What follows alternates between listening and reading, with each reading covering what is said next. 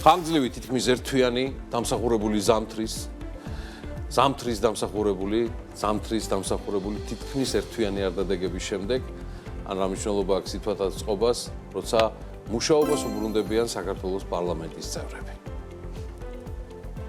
ფაქტია, რომ უბრუნდებიან სრულიად ახალი შემართებით, ეს მრავალფეროვანი შემოქმედებითი მიდგომებით და სწორედ ესე მაღალ ინტელექტუალურად იწყებენ 2026 წლის საგაზაფხულო საპარლამენტო სესიებს, სადაც აპირებენ თავად დაწერონ, იმსჯელონ და შემდეგ ცხადია თავადვე მიიღონ საკანონმდებლო ნორმები, რომელიც მიხედვითაც ბიზნეს, მაგალითად პოლიტიკური აქტივობებისთვის შესაძლოა სისხლის სამართლებრივი პასუხისმგებლობა დაუწესდეს. წინა ვერსიით, ვიდრე ამ სანქციებზე ჩამოყალიბებდნენ მმართველ პარტიაში, განიხილებოდა მხოლოდ ადმინისტრაციული ჯარიმები 20,000-40,000 ლარით, თუმცა შემდეგ დასვენებულზე თბილ ქვეყნებში.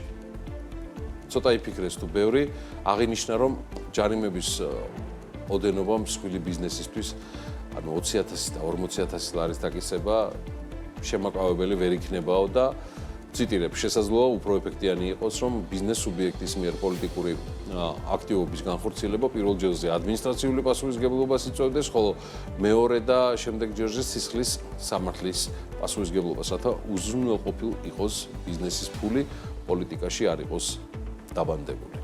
აცხადებს პარლამენტარი ბატონი გორდულაძე, არჩილ გორდულაძე. მე ვერ გეტყვით, საბოლოოდ რითი დასრულდება მართველი პარტიის ეს მორიგი პოლიტიკური საგა, რომლითაც ბიზნეს საქართველოში უბრალოდ ეგრძალება იყოს ქვეყნის და საზოგადოების სრულფასოვანი ნაწილი, იყოს სრულფასოვანი მოქალაქე, გამოთქვას აზრი მიმდინარე პროცესებზე, რაც თავარია იყოს ჯანსაღი და კრიტიკული შეფასებებში. ამაზე მგონი ჯერ კიდევ ვერ ჩამოყალიბებულან პარლამენტში, მაგალითად თუ ბიზნესმა და მისმა ნებისმიერმა წარმომადგენელმა ზეპირი წერილობითი ან სულაც ტრედის საშუალებით მისცა შეფასება ნებისმიერ საკითხს, რომელიც ჩაითვლება, რომ არის პოლიტიკის კატეგორია, წადი და მე ამტკიცე ყველაზე ჰუმანურ სასამართლოში პლანეტაზე, რომ არ ხარ აკლები. თან დაჩოქილი აკლები. ჯერ გადაიხდი ჯარიმას და მე უკვე შეიძლება ციხეშიც გამოგამწყვია. აღარაფერს ვამბობ ბიზნესის წარმომადგენლებზე, რომლებიც თავის დროზე ბედავდნენ და ხელისუფლებას ღიად ესაუბრებოდნენ დახურული შეხვედრებისას არასწორ გადაწყვეტილებებზე, ან მასეთ, რომ მომიტინგეების დარბევა, მშვიდობიანების არასწორია, რომ იქ მათი მშობლები, დები და შვილებით განა. პაცემო ბიზნესმენებო, ვინც ინგოროყვას 7 ნომერში ხშირად ესწრებით შეხვედრებს თავრობის პირველ პირებთან. შემთხვევით ხომ არ გეცნობათ ეს სიტყვები, ან სიტყვათა წყობა, რაც ახლა გადმოგეცით. ან იქნებ ეს ვიდეო გაგახსენოთ იმ დროს, როცა საქართველოში არც დემოკრატია იყო საფრთხეში, არც დებატები იყო ფლიდური და არც ავტორიტარიზმის ან დიქტატურის ნიშნები იყო სახეზე. თქვენ უნდა შეაწუხოთ მათი მხრიდან, ხელისუფლების მხრიდან მე მცდელობას ავხკეთავ. ეგეთი დამეგობრება ძალიან ცუდია. გოგოძაბიჯის დამეგობრებას არ გვინდა, მაგათთან აღარ გვინდა არავითარი. ხელისუფლებასთან არ გვინდა ესა, რომ შორს დავიჭიროთ, პირიქით, როგორც კი დაიწყებენ მეგობრობის მცდელობას, თქვენთან ყვირილი უნდა დაიწყოთ, რომ გვაუპატიურებენ. ეს არის და არ გვინდა ეს მცდელობა და მაგათი მეგობრობა არ გვინდა. არ გვინდა ხელისუფლების მეგობრობა. თქვენ უნდა მოითხოვოთ მხოლოდ ის, რაც ევალება მათ და კანონიერად მოითხოვოთ და მაქსიმალურად შევეცდებით. კითხვა მაგასეთი. ალბათ ორი, შეიძლება მეტიც. როგორ არის, რომ ყველაზე დიდარი ბიზნესების დიდი ნაწილი დღეს თავმოყრილია პარლამენტში?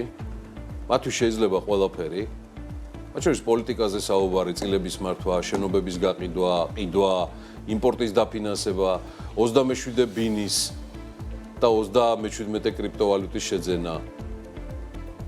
ხოლო პარლამენტის გარეთ ვინც არის, მათთვის ცხადია ხა იშვიათი გამონაკლისის გარდა კანონმდებლობა მათი საქმიანი სტატუსიდან გამომდინარე ხდება საფრთხის შემცველი და კრიმინალიზებული.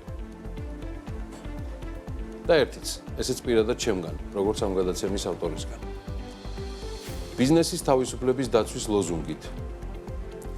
საქართველოს კანონმდებლობაში ბიზნესის კრიმინალიზება რომ მიმდინარეობს. ამაზე რა პოზიცია აქვს ქვეყნის სამყარო ბიზნეს გაერთიანებებს, ბიზნეს ასოციაციებს, მსხვილ ბიზნესებს თუ მზეზე მაღლებს.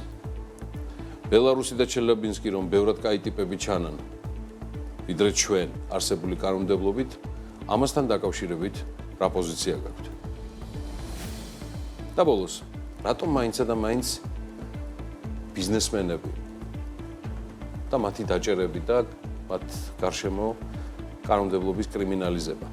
რატომ არ ეკრძალებათ საჯარო პოლიტიკური აქტივობა, მაგალითად, ექიმებს, მხატვრებს, მოქანდაკეებს, პედაგოგებს, აი სხვა პროფესიის წარმომადგენლებს? ფული არა აქვთ? ცდებით, იქნებ ბიზნესმენები უბრალოდ მხოლოდ დასაწყისია. ან გაგრძელება იმ გზისა, როცა იგივე აქლემი მალე კანონის სახელით უკლებრივ ყველა და ნებისმიერი სოციალური სტატუსის მოქალაქესთან იგივე პოზაში დაიჩოქებს.